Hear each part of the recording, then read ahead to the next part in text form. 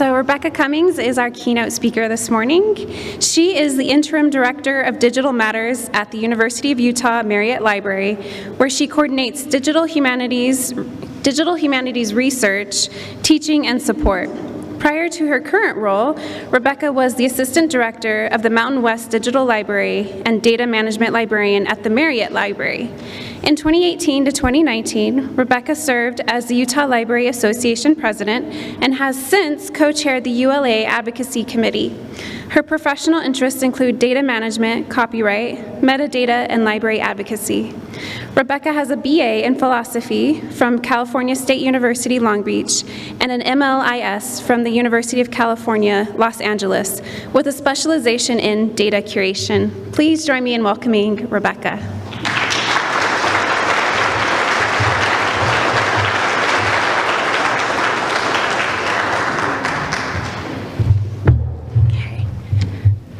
I didn't trip on the way up. I feel like we're off to a really good start.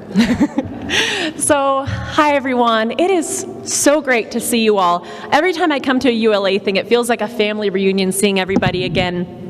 So, I want to thank a few people. Thank you so much to the ULA Continuing Education Committee.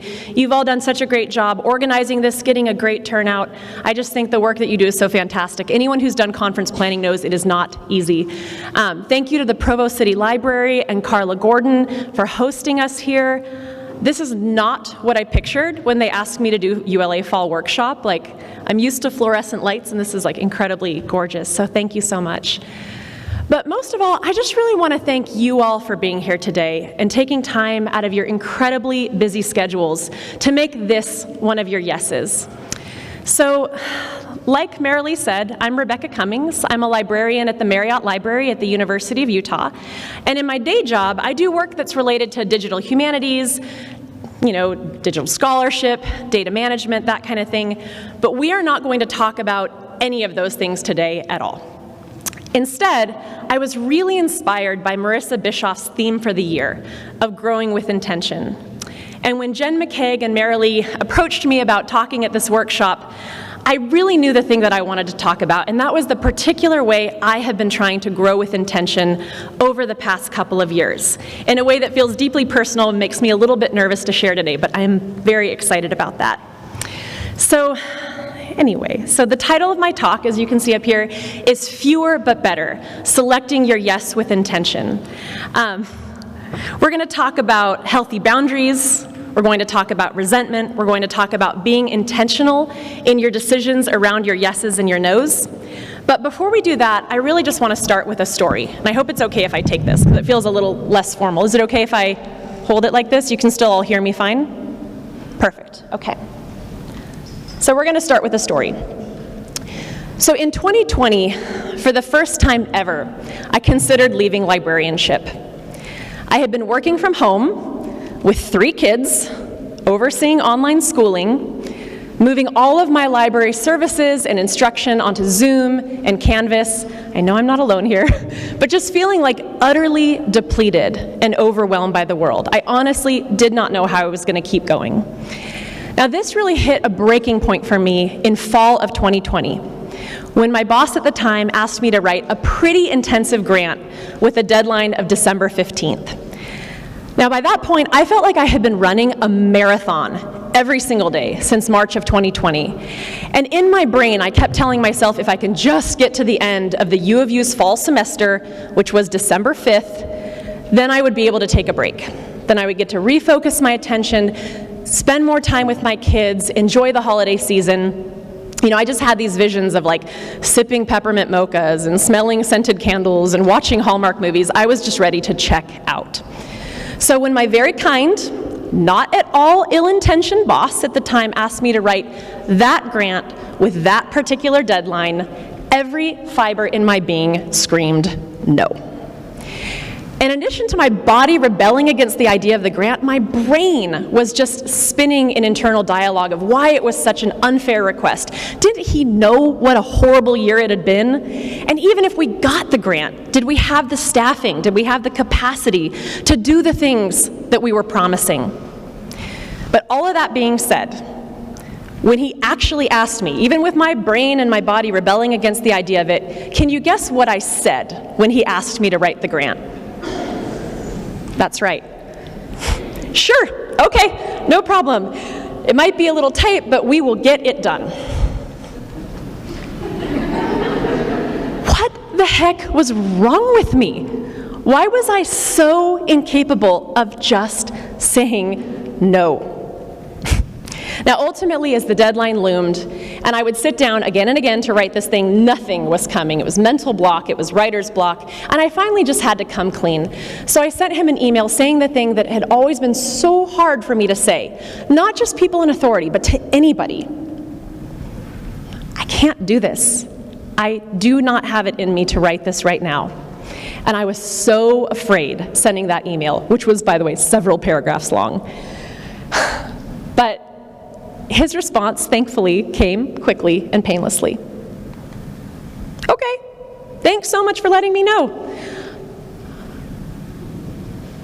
I was stunned. You mean I was allowed to just say no, and it was gonna be okay? Relief literally flooded through my body. And indeed, I did go into that super odd holiday season, because it was 2020 after all, but I just rained Christmas cheer on my family that year. That no to writing the grant was a yes to being outside with my family, spending more time sledding. That no to the grant was a yes to being able to finish my holiday shopping early and wrap presents by the tree. That no to the grant was a yes to coming back to my spring semester actually kind of refreshed and ready to hit a whole new slew of deadlines. Now, as you may have gathered from this story, I am historically terrible at saying no. I mean, it's like really bad. I am just one of those classic people-pleasing optimists who hates confrontation and all too often defines my value by my productivity. I am 100% wired for yes. And something I've come to realize from this wonderful community is that a lot of us are wired for yes. I mean, we are, after all, in this super helpful, service-oriented profession that's designed to help people with this wide range of services. Not only do we help people find the information they need, but we help them with things like information literacy, digital literacy, technology, small business development, makerspaces, 3D printing, suicide prevention, early childhood literacy, like the list literally goes on and on. I think about the tagline of my library, which is all you need, which is catchy, but I suspect it also signals some kind of boundary issue. Oh, sorry, I forgot to turn the page. Thanks. Whew. I love the Utah Library community. We are filled to the brim with good people and good intentions doing great work in our communities. But I have talked to a lot of you over the past few years, and I suspect we are struggling right now. In fact, every conversation I have with someone is around how we are struggling right now. And I think a big part of that struggle is learning how to say no and learning how to set healthy boundaries. We are so nice, and there is nothing wrong with being nice. There's nothing wrong with being nice and kind and helpful, except when being those things comes at the expense of our own mental health, of our own well-being, and when it sort of usurps our own priorities of what we know matters in our life. Because there is a beautiful flip side to that boundary holding no, and it is the well-chosen intentional yes. This is the yes that lights your fire. This is the yes that makes you tingle with excitement. It might be the yes that got you into librarianship in the first place. And what I've sort of suspected is that some of us are so burnt out, we have kind of forgotten what those yeses even feel like. Now, after reaching my own breaking point in 2020, and when I say breaking point, it really was like the primal scream. I could not go on any longer. I committed to learning more about what I could do. I committed to learning more about what the heck was wrong with me. Why could I not say no? And so I do what I always do. I went to the books. I dove into the literature to figure out, how can I do this work? How can I learn how to say no? How can I create healthy boundaries? And I do not consider myself an expert in these areas at all. We're going to talk about what some of the actual experts say on healthy boundaries and wellness. But I will say, I have made so much progress. Not perfection. It's September, I work at a university, it's still crazy, but I honestly think I have gotten much better, and I'm excited to share some of those strategies with you all today. But before we jump into the strategies that have been the most helpful for me, I feel like we need to take a moment to talk about the fact that the last 2.5 years have been really hard. Hard in libraries and hard for us personally. Not the same hard for everybody, but I feel like everybody has had some things. Some of us have gotten sick, or we have loved people who have gotten sick, or even passed away. We have all had to deal with some level of social isolation and political polarization. Working with the public has been incredibly challenging at times. I actually just ran across a 2022 urban library trauma study that said more than 2/3 of librarians said they had encountered violent or aggressive behavior from patrons at their library in the past 2 years. Because of the pandemic, a lot of us have had to launch new services, or we've had to reconfigure old ones. Book challenges are on the rise. This is probably not a surprise to the people in this room.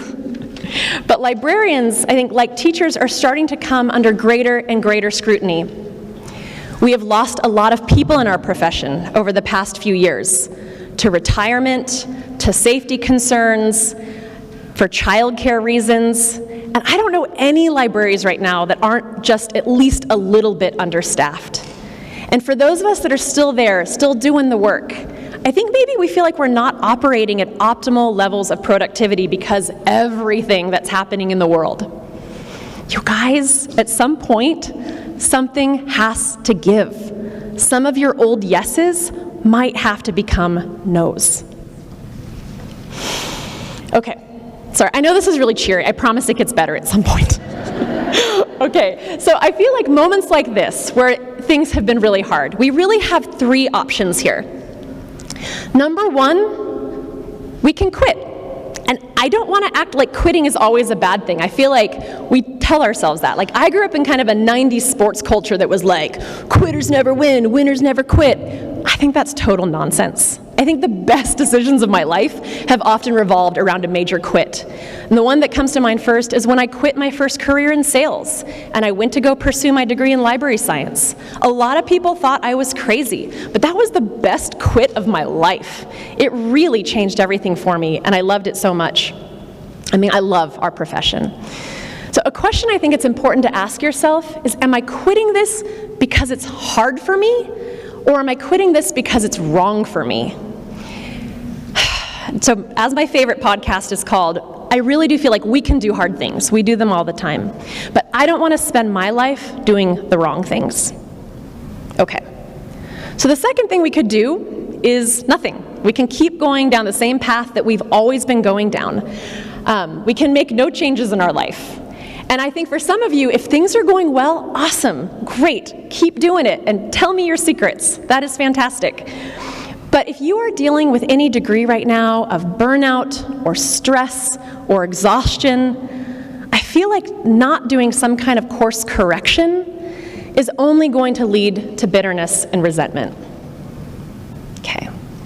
Or we can do the third thing. We can change. We can grow with intention. So I'm so excited that Marissa picked that topic for this year. So for myself, the growing with intention work that I've been trying to focus on for the past 2.5 years has had a lot to do with learning what was at the heart of some of my resentment. I was walking around angry at everybody, like, you're not doing enough, oh, especially my poor husband. Sorry, I know it's true. But reading up on some of the resentment, I started to realize it wasn't what anyone else was doing around me. That resentment came from the fact, not that I was mad at what they were doing, but it was an unfulfilled longing in myself for rest. It wasn't them, it was me. And a lot of this work has had to do with figuring out, like, what are some actual strategies I can use to start saying no, because I was allergic to that word. So anyway, so this journey started for me about 2.5 years ago. And I really had to come to terms with some uncomfortable truths in life. I was telling myself that if I wasn't getting it all done, it was because I wasn't being efficient enough. I just kept telling, if you just work harder, maybe if you get less sleep, then you can be a great mom, a great librarian, a great neighbor, a great friend, a great daughter, a great all the things. That's nonsense. So the first uncomfortable truth that I had to come to terms with is the fact, get ready for it, life is finite. I know, that seems crazy. It seems crazy that I didn't realize that. Not really. I knew it, but I didn't act like I knew it. If you have spent any time with me at all over the past year, you have probably heard me recommend the book to you, 4,000 Weeks, Time Management for Mortals by Oliver Burkeman. Anyone read it? Anybody? Librarians? Anna? It's because I recommended it to her. Okay, if you haven't read it, it's a great, great book. It is the best time management book I have ever read in my life. And that is because it has nothing to do with hacking your way into more efficiency. It is not about like getting to inbox zero or batch preparing meals on Sunday or all the other things that time management books say no. The basic premise of 4,000 Weeks is that our lives are, as Oliver Burkeman says on the very first page, absurdly, terrifyingly short. That give or take, if we're lucky, each of us gets about 4,000 weeks in our lives to do all the things that we want to do, to love all the people that we want to love, to accomplish all the things that we want to accomplish. And each of our days, another shocker, are only 24 hours. And despite our claims that next week will be better or next month will be better, all of those days are going to have 24 hours too. And so, rather than trying to sell yourself on the fact that you even can get it all done, which you can't because your brain can come up with infinite numbers of meaningful things to do, that instead you need to embrace the fact that life is finite, that your decks will never be cleared, and that you only have time to accomplish a few truly important things in the time that you have. Okay. We're going to do one more second unfortunate truth, and then I promise it gets lighter. Okay. Here it is. When I started this work, I thought I was learning how to say no to things that I didn't want to do, like writing grants over the holidays.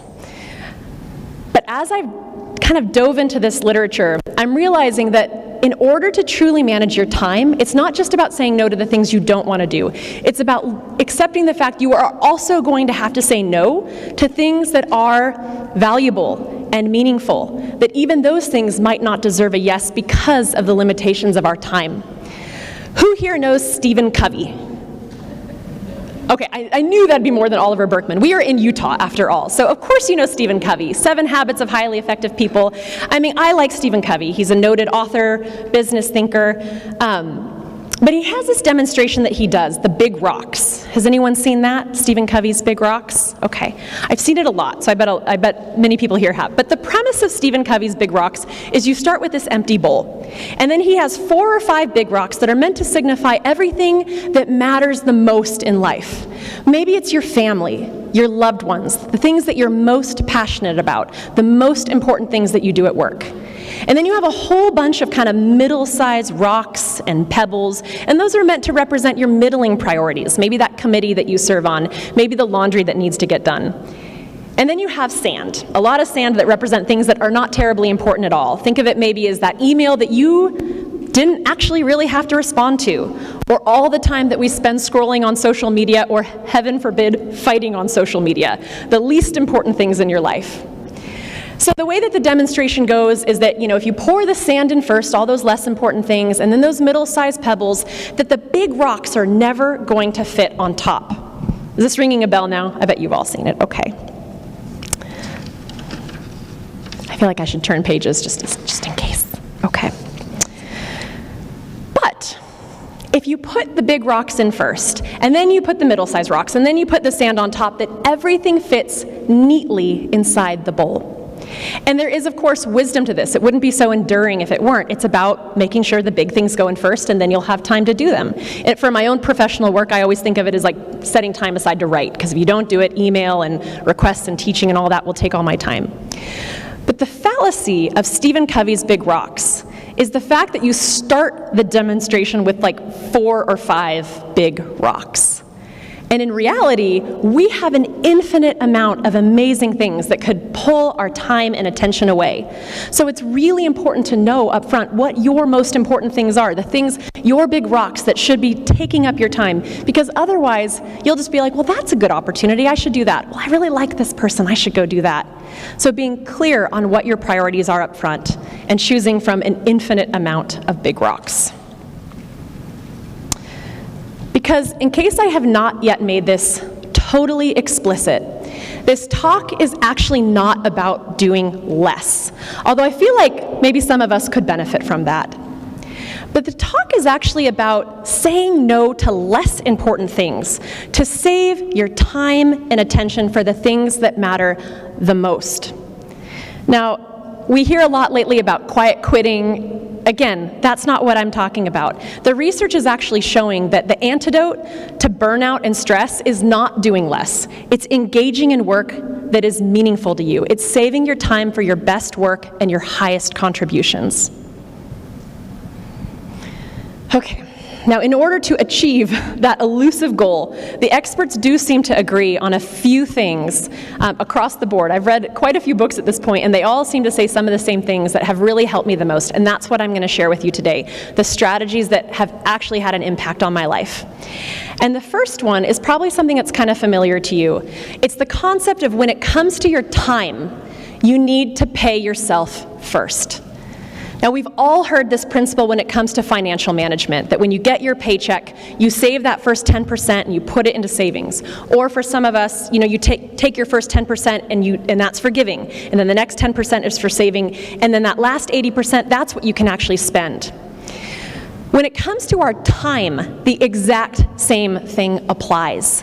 That if we don't pay ourselves first, if we don't reserve some portion of our time for things that we love, for things that actually fill our tanks, then we are going to be far less effective in helping everybody else.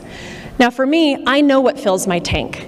It's taking walks in nature, it's journaling, it's reading, it's yoga, it's snowboarding, it's time spent with cherished friends, it's just unstructured playtime with my kids. And if I don't have time for those things, I start to kind of resent everyone around me just a little bit. I start feeling like a human slot machine where it's like just pull the lever and I give all day long. In her book, Set Boundaries, Find Peace, Nedra Tawwab defines boundaries as expectations and needs that help you feel safe and comfortable in your relationships and must be expressed verbally or through your behavior. It often looks like, I need help with this, or I would like more of that, or please don't do that. You can set boundaries with yourself. You can say, I need 8 hours of sleep a night, so I'm going to go to bed by 10 p.m. Or I really want to have dinner with my family, so I'm going to leave the office at 5. And of course, you can set boundaries with other people as well. If someone maybe is gossiping in the office, you can say, I'm not comfortable talking about people like that. Let's not do that. I was listening to Brene Brown's podcast, Unlocking Us. I don't know if anyone here ever listens to that truly wonderful podcast, but someone used, it's so good, but someone used disparaging language on her show. They were talking about a political person, and they used dehumanizing language around that person. And Brene Brown said, you know what, on this show, we don't do that.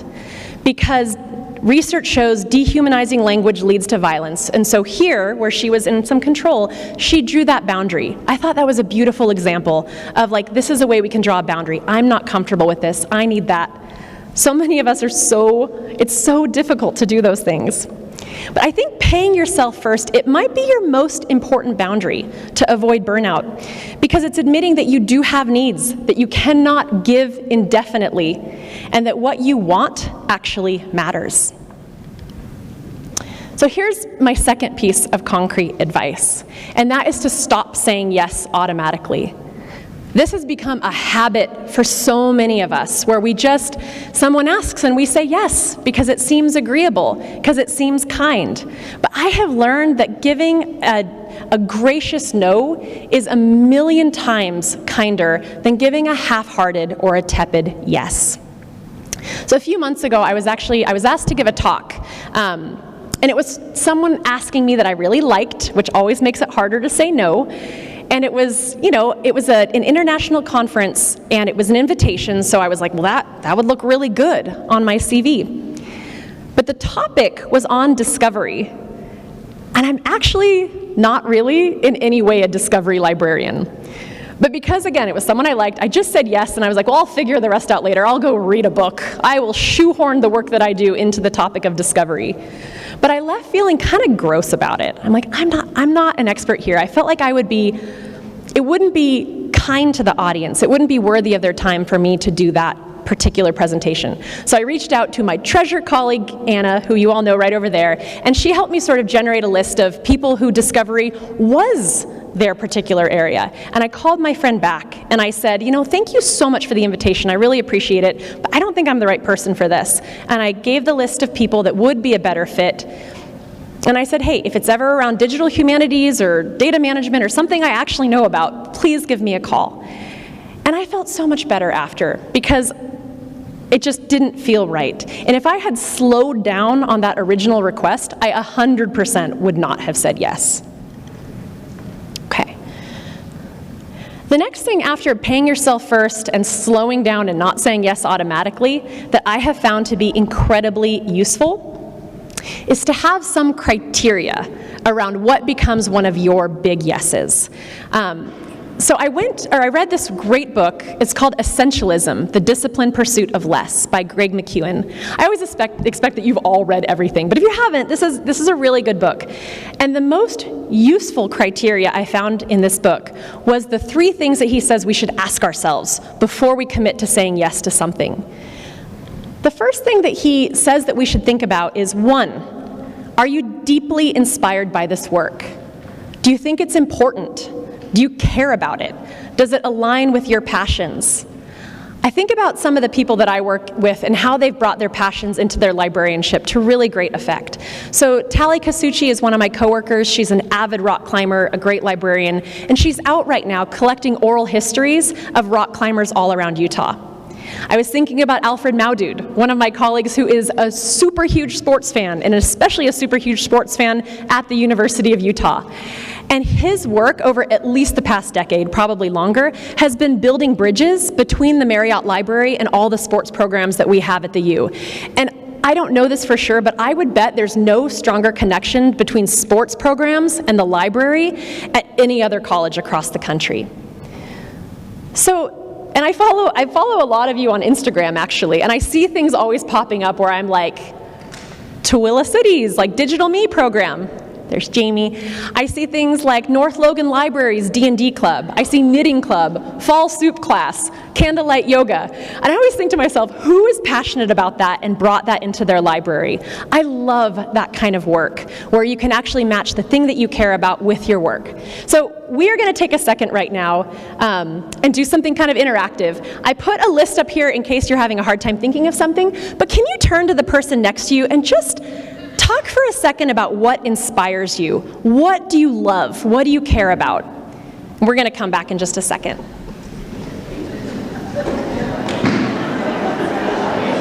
Okay, I feel like we need to come back. I'm sorry. I love hearing this chatter so much. Okay. Okay. We can continue these discussions over lunch. Just kidding. I love this. It's fun to talk about what you like, huh? Yes.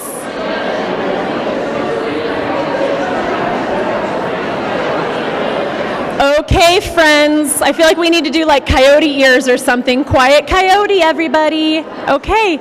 Awesome. Okay, we're going to move to the next piece of criteria from Essentialism, The Disciplined Pursuit of Less. There are a lot of passions in this room. I love it so much. It makes me so excited.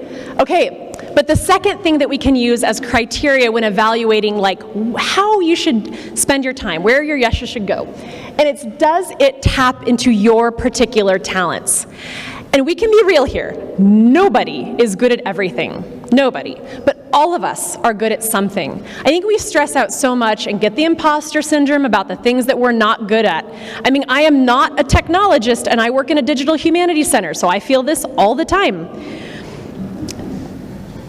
I want to share a story though. So because of my aforementioned inability to say no, I teach Sunday school to the 5th and 6th graders at my church, and they are hilarious. I'm joking. It's actually great work. I love it. But it's a lot. They're 12. But a few weeks ago, we were doing a discussion about like the parts of the body and how we all work together, and talking to them about how like it'd be silly for like an eye to want to be a hand or a foot to want to be an ear, that in order for a body to function, we need everyone bringing their gifts and talents to the table, and that's what makes something so special that works together. And then we went around the group, and I had each of the kids talk about like one talent that they bring, one gift that they bring to the table. And they're funny. Oh, I'm really good at video games. I'm like really funny. Another kid is like, I'm really good at encouraging my friends. Like, it was great. It was nice to hear what they knew that they were good at. But then we got to one kid in the group, and I'm going to call him Charlie. That's not his real name, but we'll call him Charlie. And he's very shy, and he rarely contributes to the group, but he's a good kid. And he looked at the group, and when it came, when I asked him, what's your talent? He said, absolutely nothing. Sorry, that was really hard, because he's such a good kid. So we finished the group, we broke up, everybody raced away as they always do, and like every other week, Charlie stuck around and helped me gather markers, gather paper, gather books, and we're quietly walking to the art room together, and I said to him, Charlie, in group today, you said you're not good at anything, but you are the only one every single week who helps me pick up and put things away. Helping is a gift. Ugh, he's such a good kid. Makes me so sad. Anyway, okay, so I don't have an extra slide but you know what you're good at. So let's get back into our groups of two, and I just want you to talk about like, what is your talent? Do you speak a second language? Do you have a lot of patience? Some talents are kind of flashy. Like, I'm thinking, I don't see him here, but Vern has these prodigious guitar skills and he does rock and roll story time. Others of us have more empathy or patience, or we can like actually engage a group of 3-year-olds. So get into your groups of two and talk about like, what are you good at?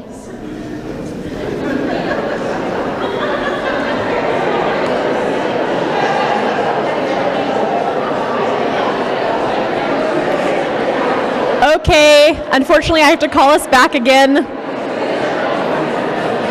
I love seeing these conversations though, it's so great.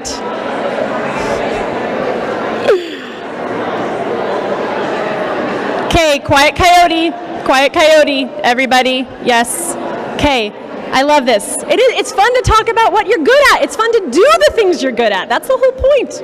Okay, we're going to move on to the third piece of criteria that Greg McEwen gave us in Essentialism, and that is, does it meet a significant need in the world? Because it's obviously not just about what we're good at or what we like, right? I mean, how do we meet the needs in our communities? And I cannot tell you what the needs are in your particular community, but I bet you know what some of the needs are in your community. I feel like people need a lot of stuff right now. They need connection, they need collections. We always need books. I feel like that's like a constant need. Some of the work that I do that I feel really passionate about, that I love a lot, is the advocacy work that I get to do with the Utah Library Association with Peter Bromberg and our awesome advocacy committee. I see some of you here. And as part of that work, sometimes I get to sit in meetings with legislators and librarians from their district. And I get to hear about the really awesome work that's happening at their library as they share it with their representative. And like a month or so ago, I'm not sure exactly when it was, recently, Cassandra Crane and I met with her representative. And I was listening to her talk about some of the work happening at the American Fork Library. She was talking about a particular staff member who was certified and trained in suicide prevention and spoke Spanish. And I think my understanding is that he first tried doing the suicide prevention in English, and it got like kind of moderate uptake. But then he started offering the suicide prevention classes in Spanish, and they were shocked at how many people were showing up, that his classes were filling, and then he had to create more dates because there was such a need in their community. And now he's like, how can I make this bigger? How can I help more people? And I was thinking about that example when it came to this criteria. Does it inspire him? Yes. Does it tap into his particular talents? Absolutely. Does it meet a significant need in the world? Obviously. That's the kind of work I feel like where you feel that hum that deeply inspires you. And that's the stuff I feel like that is the antidote to burnout. So this criteria has come to mean so much to me that I've actually printed like a 2.5-foot poster in my office, and I keep it in my sightline so that as the requests come in throughout the day, I can kind of look up at the poster and be like, yes, yes, no, okay, it's a no. But because it's in my office, people talk about it. They take pictures of it sometimes, they ask me questions about it. I've had 3 people request the digital file so they can edit it and put it up in their own office. So it's been like a real conversation generator. But it's also brought up some things I feel like I need to address, because I want to make sure that we dispense with any straw man arguments around this criteria. I know that not everything we do all day is going to inspire us. I am a full-time working mother of 3 kids, and laundry will never inspire me. But there it is, every day, messing up my mojo. So see also, paying taxes, going to meetings, wearing work clothes again after 2 years of sweatpants. Sometimes we just do things we don't want to do, and that's fine. But I think if we're being honest with ourselves, there are other areas of our life where there's a little more flex there. There's other areas of our life where we can ask for help, where we can let go of perfectionism, where maybe we can just say no because it doesn't hit our criteria. And so I don't want us to get kind of bogged down in the fact that like, whoa, how nice for you, you do things that inspire you every day. I do some things that inspire me every day, and I do lots of stuff that just needs to get done. So something that's really helped me kind of wrap my head around this is this great concept of multiplicity that I learned about from Dr. Becky Edwards. She wrote a great book called Good Inside. I highly recommend it. It's actually on my last slide. But the idea of multiplicity is that we need to learn, for our own mental health, how to embrace seemingly oppositional ideas and understand that both of them can be true. So for example, I am a generous person who also considers my own needs. I am a good mom who also yells at my kids sometimes. It happens. I am a hardworking librarian who also says no to things, even important things. So the last thing I want to bring as something that's been helpful to me that maybe will also resonate with you is this idea of the whole body yes. Now, I first learned about this from Diana Chapman. She's the head of the Conscious Leadership Group, but I've heard it in other places as well. And it's all about listening to signals and cues inside of your body that kind of help with your decision making. And this is pretty new to me. I think I spent most of my life kind of looking around outside of myself of what should I be doing? How should I be acting? I mean, I think about how I used to like text my friends, what are you wearing today? Okay, I'll wear the same thing. You know, we all do this. We tend to pull the people around us for what we should be doing. But the idea of the whole body yes is that the answers are actually kind of already inside of you, if you're willing to trust yourself and listen to yourself. And there's this whole body of science behind this that I feel like we're just starting to learn about. Sometimes it's referred to as like the brain-gut connection, and it's the fact that like there are different ways of knowing that have nothing to do with your cognitive abilities. I recently read an article in the BBC that said that you actually have more neurons in your gut than in the brain of a cat. So there are intelligences that I feel like we're not tapping into as often as we should. So I want to do something with you all today. I'm a little nervous. I've never done this before, but maybe it'll be valuable, so I'm going to do it. We are going to do an interactive activity. You don't have to do it, but if you want to, just join me. So we're going to close our eyes right now. Kind of ground both feet on the ground. Okay, get comfortable. Take a deep breath. Okay. Now I want you to hold in your head an experience that you've had that was deeply valuable to you. Something that was meaningful. Something that was a good use of your time. something that you would gratefully repeat if you had the chance to do it again. Maybe it's a time that it took advantage of your particular talents where you felt like you were learning and growing and helping people. It doesn't have to be work. It could be you being out in nature. It could be you with someone who really fills you up. But I want you to have that image in your head and start paying attention to the sensations in your body as you think about that thing. Is there a particular temperature that you feel? Do you feel energy moving any particular way?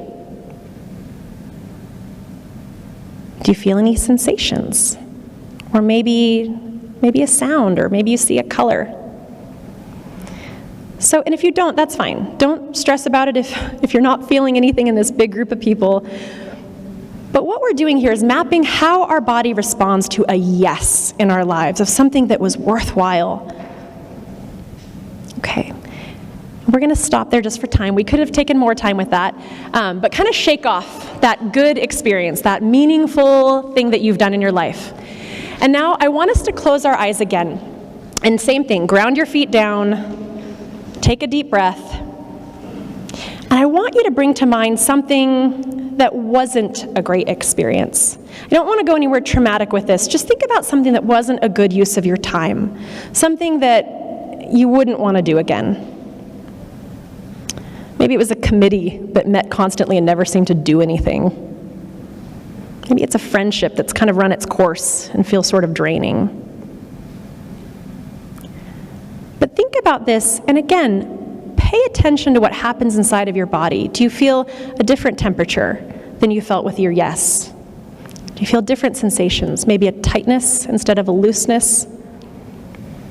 Maybe it feels colder.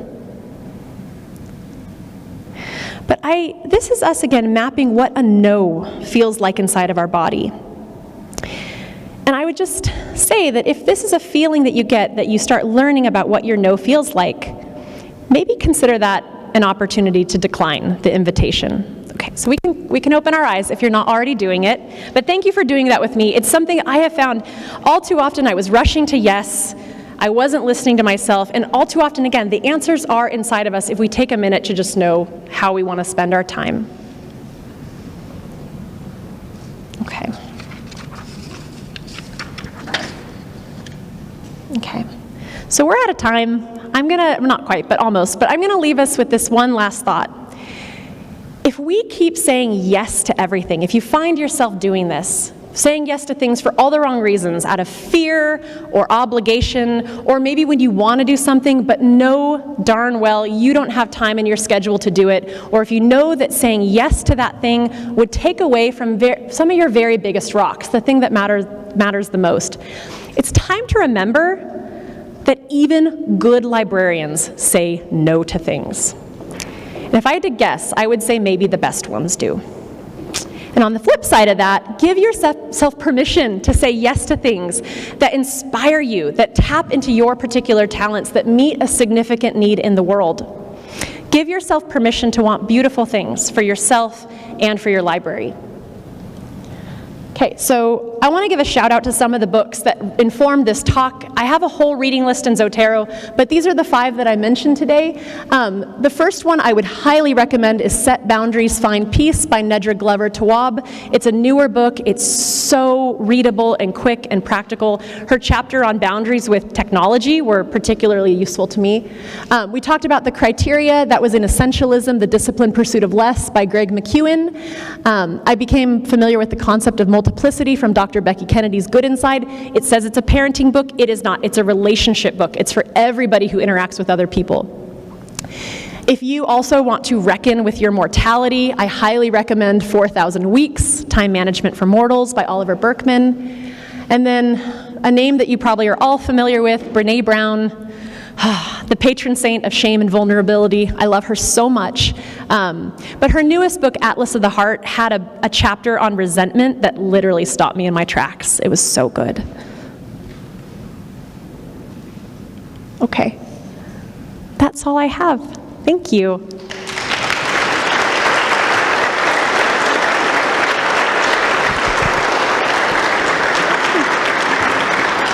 we want to do a I left my phone. Do you want to do what time? I didn't know what time it was because We have 2 minutes, so we probably have time for like one question. Does anyone have anything that you want to ask while we're together? You can always catch me in the hallway too, or email me or whatever. How do you differentiate a whole body no from fear of messing up something that shouldn't be addressed? Ooh, that is such a good question, and obviously, like, it's really complicated, right? Because some instincts we have, we should question. I mean, the one that comes to mind is that we've all learned over the past few years, and maybe longer, we all have implicit bias within us. And so sometimes our fear is not coming from a good place, it's coming from a place of implicit bias. So I think you should slow down and question some of the things in your body, but I don't think that negates the fact that our bodies actually really know us in so many ways that are profound. Like, I think about the fact that my body has carried me through my entire life. Every good thing, every bad thing, it knows me, it wants to protect me. And so, I mean, again, I think slowing down is probably the answer and saying, where is this fear coming from? I think especially sometimes fear comes from trauma, for example. But that's another thing that you should be listening to inside of yourself and like digging in and learning more about. Great question, because I mean, I was really scared to give this talk today. It didn't mean I didn't want to do it or that I shouldn't do it. I don't think that the things that pass the criteria are going to be easy. They're definitely not. But I think that you kind of know within yourself what is a good use of your time and something that's not serving you. Good question. Okay, I don't want to make anyone late for their next session. Thank you so much, everyone. Have a great day at Fall Workshop, and feel free to continue this conversation when you see me elsewhere. Okay, thanks.